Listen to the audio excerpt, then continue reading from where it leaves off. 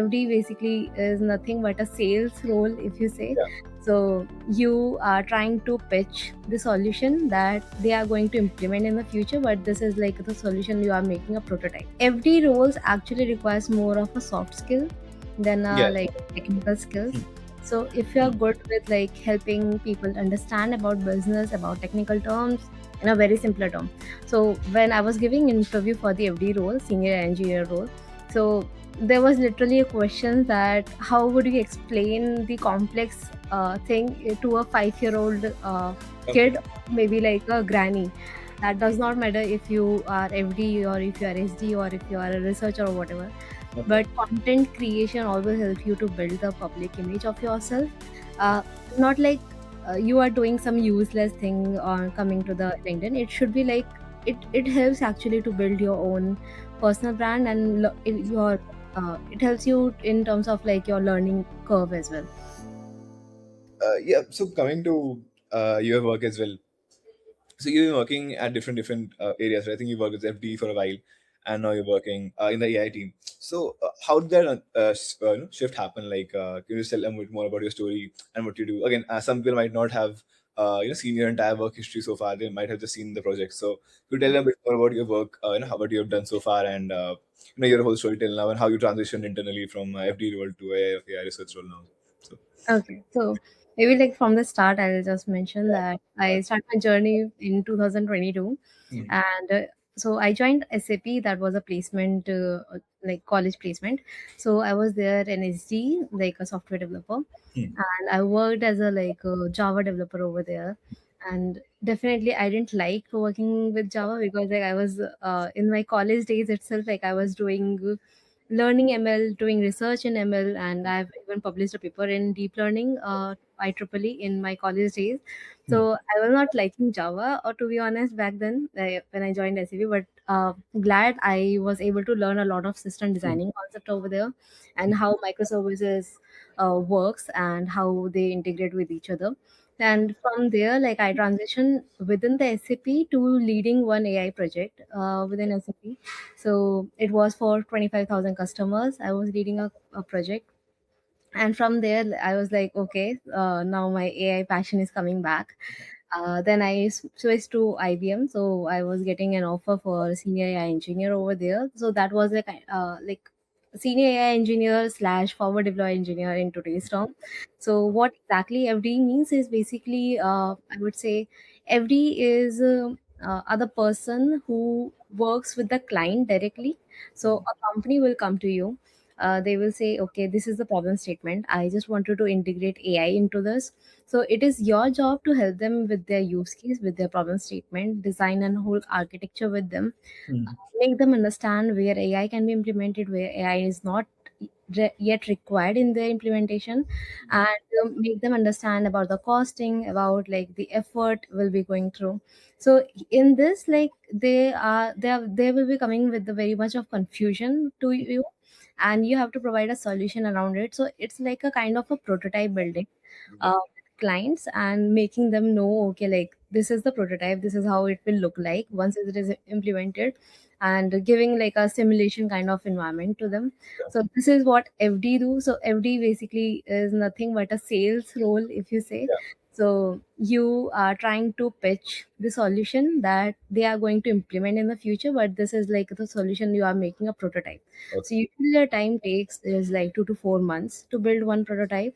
So that was a time, at least like back then in 2024 and 25. Now it's Claude, so it's Yeah. sir. Which project? Yeah, lesser. So but yeah, still like 1 month is a good amount of time to build a prototype. And now I am a researcher at IBM research. So how this transition happened is like, while building all these projects, so 2 years I have built, I'm so sorry, 2 years I have built like a lot of projects. And Hmm. from there I wanted to dig deep into at least one technology. Okay. So I was already working with LLMs. Now I want to know about LLMs and build LLMs from scratch, and Yeah. this is where I landed. So Okay. now like I actually like do the model adoption and model release. So Granite is the IBM's enterprise model. That is an LLM and SLM model, which IBM is building. So my sister team is the one who builds the Granite model, and we are the one responsible for all the adoption and the release happening Granite model. So now I'm able to understand the inference side, the like the scalability side, how people are reacting to the model, how feedback is important, and all this. Hmm. So this is the whole career timeline. Got it. That's like pretty interesting. I think right from your college days, you have been interested in one thing, and you're just keeping, like you have tried different things, but it's the same thing at the core, which is machine learning and AI, and LLM models and everything else. Correct. That's Yeah. great. So with the FD role you mentioned again, it's like you mentioned it's a sales role, right? Hmm. So is that the so again, let's say an HD role versus FD role, the major differences is again having the skill to talk to a customer directly face to face, and it's like sales plus customer experience plus the HD role, right? Is Hmm. that the definition you would say? I'll just steal this line. Yeah. Got it. And do you think again there's a certain type of person who would do better in HD role versus FD role? I mean, you are as you know, out of all the engineers who are working, you are a bit more. Let's say again you create content on LinkedIn, you have your own blog page. So being more present in the public spaces and talking to more people, do you think that helps in terms of your your let's say match for FD role versus a normal HD role? Do you think people should try to be more in the sales side, more person side, create content, and that all that helps in getting a FD role versus a normal HD role Hmm. in your No. experience at least? Okay, so it again depends on every roles actually requires more of a soft skill than Yeah. like technical Hmm. skills. So if you're Hmm. good with like helping people understand about business, about technical terms in a very simpler term. So when I was giving interview for the FD role, senior engineer role, so there was literally a question that how would you explain the complex thing to a 5-year old kid, Okay. maybe like a granny, Hmm. like a grandmother or Hmm. like a grandfather or someone. Hmm. So it becomes very interesting to like for a SD to convert into FD. Hmm. And you talked about content, so definitely that's going to help. Okay. That does not matter if you are FD or if you are SD or if you are a researcher or whatever, Okay. but content creation always helps you to build the public image of yourself.